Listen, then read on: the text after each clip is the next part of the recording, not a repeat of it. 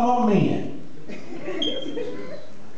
We don't really, you know. And if you're gonna talk smack to us, talk smack to us when it's just you and I.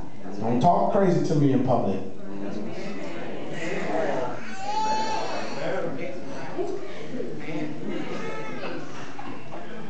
Amen. Yeah, you because I don't mind you talking crazy to me just between me and you, but and then after you say enough, when I say that's enough, that's enough. Because like I said, we already know when we already know we're wrong. That's when we get that look on our face. And am I right, sisters? Ain't that the look we have? We're like, yes. See, most married women, they know that look. But see, after you tell us, don't keep reiterating. I don't need you to, I don't need Memorex.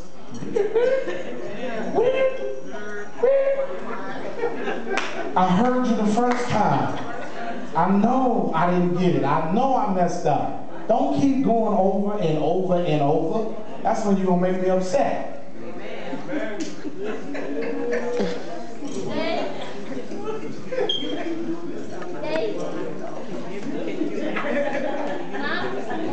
Yeah. As you say, Verizon, can you hear me now? But I'm telling you, because this is what plagued the church. You know, some of y'all come to church, you like, boy, I had a good time. I gotta go home. Man, we should have had an afternoon service.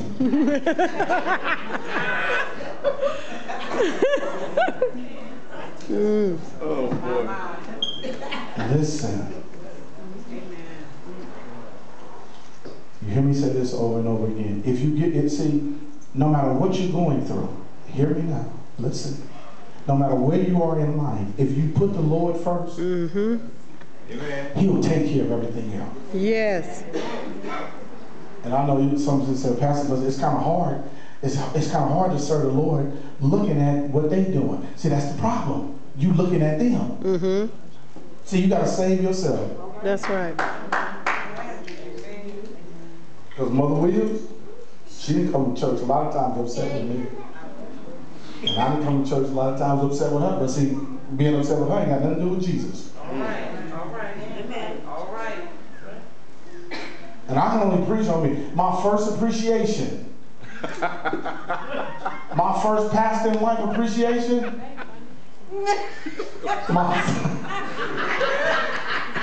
The first appreciation that we had that Thursday night, you see how Sister Kathy sitting over there? That's how I was sitting. I came to church for the pastor and wife appreciation, and she was at home. We got into it. Hurry up. She trying to fit. She said, oh, I ain't. She was trying to feed Janice. I'm waiting on you.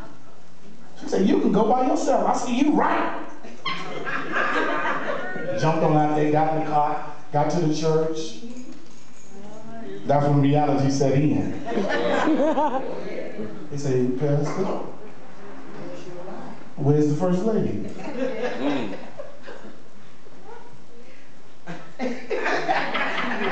I just went on and sat down.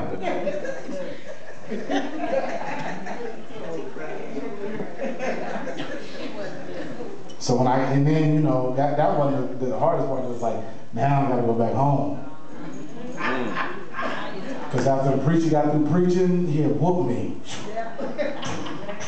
Up inside that. So I didn't even come out. I said, honey, I'm sorry. And just left it right there, because see, if you start doing all that explaining, then you got to revisit. I'm just sorry. So even now, sometimes if I'm waiting on it, I'm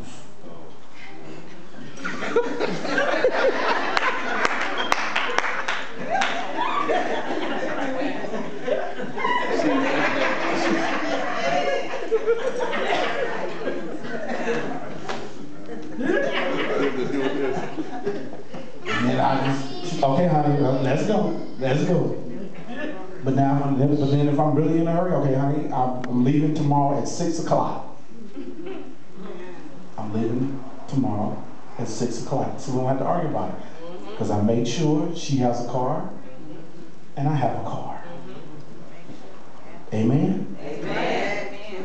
Because sometimes she tell me, she said, honey, I'll meet you there. All right. So you got to learn how to do this thing. All right.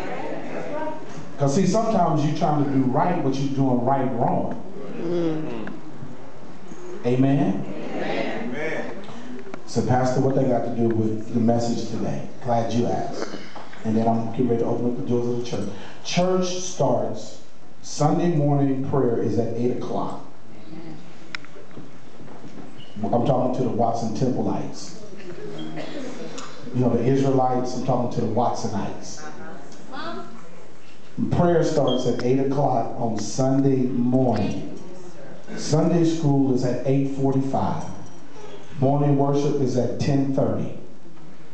And I know today we started at 10:48.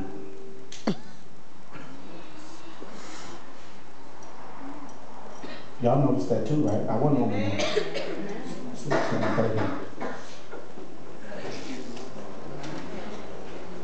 So, leaders,